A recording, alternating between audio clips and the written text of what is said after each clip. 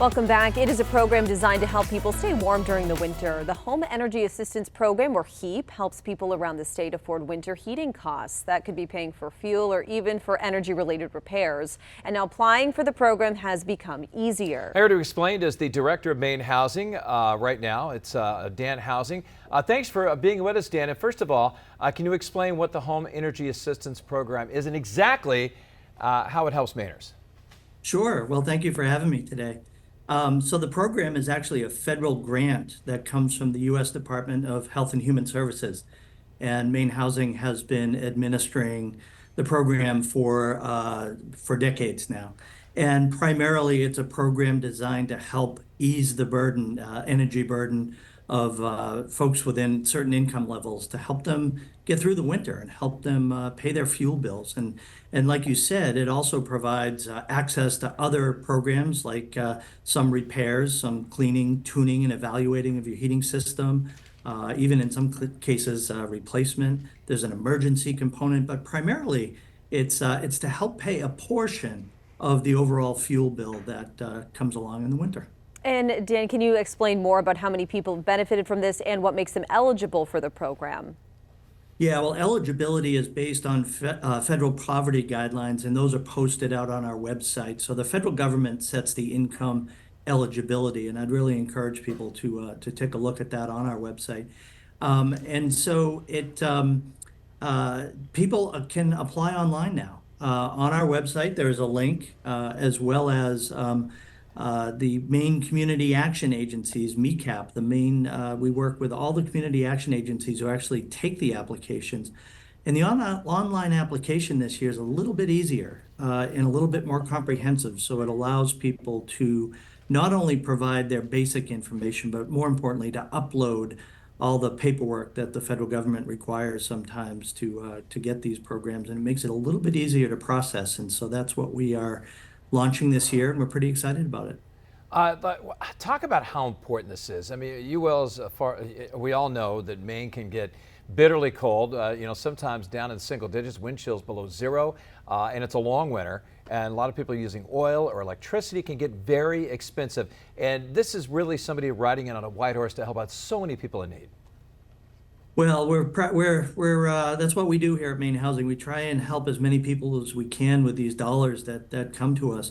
It's not an over-exaggeration to say in some cases it's a life or death situation, because like you said, sometimes in our state in the middle of the winter, it gets brutally cold. And if your heating system goes out or you don't have any money for fuel, it can turn very serious very quickly.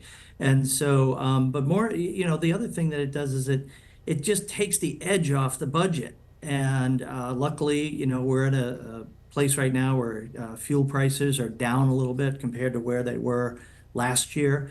But everything costs more, and everybody's budget is really getting squeezed. And this program is simply designed to help out in the little bit that it can.